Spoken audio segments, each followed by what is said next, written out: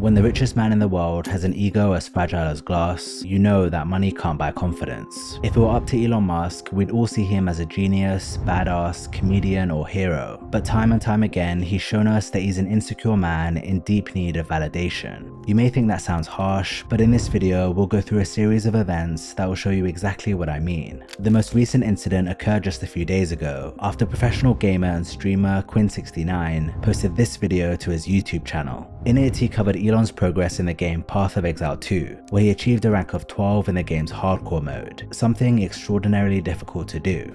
Elon Musk's character is currently level 97, aka rank 12 on hardcore, that's permanent death mode, Trade League. Let me try to give you a quick understanding as to how hard it is to get to that level. 2 weeks into the league, when people are playing the game, literally they're staying up 40 to 50 hours without sleeping, only playing Path of Exile, and they are the most try-hard guys in the world. The highest ranked player on the hardcore Trade League was level 93. Okay, and you're thinking about yourself, that's kind of close to 97. Every time you level it up, it becomes exponentially harder to gain experience. A lot harder and a lot harder. Okay, so these players, to get to 97, have to be playing the game every day for the majority of their day. Currently, what is their highest ranked player? They're level 97, same as Elon Musk. So, I mean, he effectively has been playing, pretty much just doing nothing except playing Path of Exile. For context, Elon has always made it known he's really into video games, and he's gone on the record multiple times saying how good he is at them. I have a lifetime of playing video games. At one point I was, maybe one of the best Quake players in the world. You're actually like a world-class, incredible video game player. Yeah. The Paragon board and the build, you're also an innovator there. Yeah, I played a lot of video games. You think about like StarCraft, any game where a lot of people are playing, to rise to the top, you have to be exceptional, period, as a human being. Yeah. There has to be something exceptional about you. Yeah. Are you in the top 20 in the world or the top 20? Wow, in Diablo. Yeah. Upon hearing this, most people probably wouldn't even question it. After all, Elon's got a reputation for being an ultra high performer in many different areas. What's video games to add to the list? Well, apparently a lot, because Quinn exposed him for not having a clue how to play Path of Exile 2, despite being one of the highest ranked players in the world. The literal first thing you learn upon getting to the end game is how to operate this map device. You're going to start off at a node, and then from that node you can go to adjacent connected maps. Now, Elon, he's trying to click. Oh, he's trying to do the map that's not in the chain. He's just clicking a map repeatedly, trying to access it. He was not eligible to enter that map. I just want you guys to understand, this is one of the highest level hardcore characters in the game. He would have played thousands of maps at this point. This was a red flag, but it got much worse. After Elon went into a map and began killing monsters, it quickly became clear he had no clue which items were valuable and which weren't, because he was walking past rare items and picking up worthless ones. Later, when he got into a boss fight, you could see he didn't even know how to use his abilities. He gets to the boss, he's fighting the boss, and I want to say for about 10 seconds, he sits there and he's out of mana. Mana is a resource in this game where you need it in order to use your abilities. He just sits there, default attacking the boss without activating his mana flask. Anyone who's played the game and understands the character would understand like, oh, I'm not doing any damage because I'm out of mana. Elon Musk takes 10 seconds. He then goes on to loot items off the ground. He starts dragging them into his bag. Like, I don't even know how to describe to you how painful that is to anyone who actually plays the game. And his bags are full and he just keeps clicking it over and over and over again. Nobody, not even people who are kind of noobs at the game, do this. I don't even think Elon Musk has done the campaign, honestly, like just based on what I'm seeing in terms of the gameplay. This just went on, and by the end of the stream, you could tell beyond a shadow of a doubt that Musk wasn't the person who got the account to that level. Bro, Elon Musk is a fucking fraud, bro. Quinn's video got a lot of traction, and Elon got questioned about it on another stream he did a few days later. He was asked who's boosting his account, and he jokingly responded saying it's his Chinese alter ego. So one of the questions was, am I going to comment on the Chinese driver of my Path of Exile account? Yes, his name is Elon Ma, and he's amazing. I rely on him for everything. The joke was in reference to the Chinese internet personality who has a striking resemblance to him, but people saw right through his diversion tactics. He continued getting questions like this, but he refused to give any admission of guilt, even though he was getting called out on every platform from Twitter to the Wall Street Journal. When popular streamer Asmongold called him out, things got even worse for Elon. I feel like it's a universal negative for him to do this, and it just makes him look like a insecure asshole by doing it, and it makes him look worse entirely. And I think that also, like, him misjudging the complexity of the game and thinking that he could get away with it and, like, have people not notice indicates just a level of bad decision making. I'm a huge fan of Elon Musk. I really like Elon Musk a lot, but this is embarrassing and very silly. It is, and it makes him look bad, and it's for absolutely no reason. It's of no consequence, and it achieves no goal. Asmongold has millions of followers across socials, and Elon was actually one of them. So when he posted his reaction, Elon saw it. He didn't take kindly to it at all, and posted on Twitter lashing out at him. He said, Asmon behaves like a maverick independent, but in reality has to ask his boss for permission before he can do anything. He is not his own man. He proceeded to leak DMs between him and Asmon, which explained what he meant by that. They'd been having a conversation about getting Asmon to upload his content to Twitter, and Asmon said he's gonna see if his editors might want to make a second account for it. Elon responded saying sure, who are these mysterious editors? After which, Asmon explained that he has 2 editors that run his YouTube account, and they edit and post clips from his streams in exchange for a cut of the ad revenue. Elon simply responded saying, interesting. Clearly, he thought that Asmon's editors were his bosses, when in actual fact, they work for and are paid by him. Elon thinks that my editors tell me what to do, and he was using it as a way to, like, make it seem like that's not what I really think, because I'm being told by my editors to do stuff. Like, that was his, like they're my boss, or they're like my overlords or something, right? Elon proceeded to unfollow Asmon, and he also removed his blue checkmark, which significantly impacts the reach and visibility of an account. He then doubled down on his gaming credentials with another tweet saying, I'm on hundreds of streams on YouTube and Twitch playing live with the world's best players. No other way to say this, but while Asmon is good at caustic commentary and making fun of people, he's not good at video games. What's funny is that it was Quinn who exposed Elon in the first place, and Asmon simply reacted to it, yet he's the one who's gotten all the heat for it. Elon has since deleted his tweets about him and restored his blue checkmark, but it's scary to witness the level of control he has and how easily he can punish someone that speaks out against him. He's always posting tweets about freedom of speech on the platform, but clearly he only cares about that when it suits him. Another example of this occurred in December 2024, when Elon tweeted that the US needs more skilled immigrants coming in on the H-1B visa because there aren't enough talented and motivated engineers available. This riled up people on the left and right, and one guy commented on Elon's post saying, my son graduated with honors with electrical and computer engineering degrees in 2023. He cannot get an interview, let alone a job. Any white male he knew in college can't get jobs either. Many are currently working in data center jobs that don't require their education. This tweet completely ratioed Elon's, and then the person's account got suspended. Musk then lost it, posting a tweet telling people to fuck themselves in the face, saying he'd go to war on this issue, the likes of which cannot possibly be comprehended. It's clear as day at this point that Elon has weaponized Twitter to further his own agendas, and he's not even trying to hide it. I mean, the guy has literally posted tweets like this in the past. There is a large graveyard filled with my enemies. I do not wish to add to it, but I will if given no choice. Those who pick fights with me do so at their own peril. Now, prior to buying Twitter, Elon's reputation was in a much better state. For the most part, he was celebrated as a tech visionary, and his antics and eccentric personality were seen as part of his genius rather than a liability. However, after a slew of bad decisions and temper tantrums, the facade began to crumble. When Elon initially acquired Twitter, he was in high spirits, walking into the headquarters carrying a sink as a nod to the "let that sink in" meme.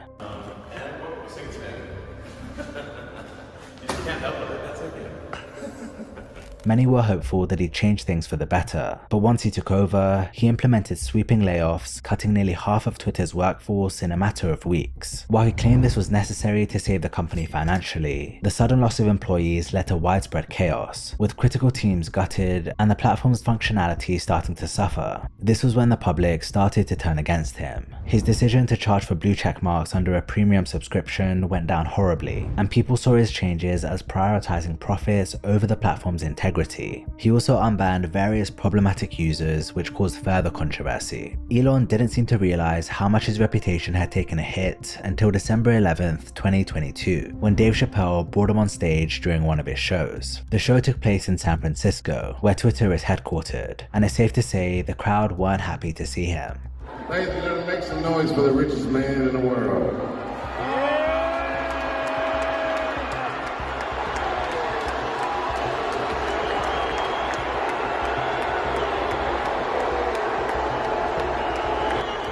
Cheers and booze, I see. Feels like some of them people you fired are in the audience.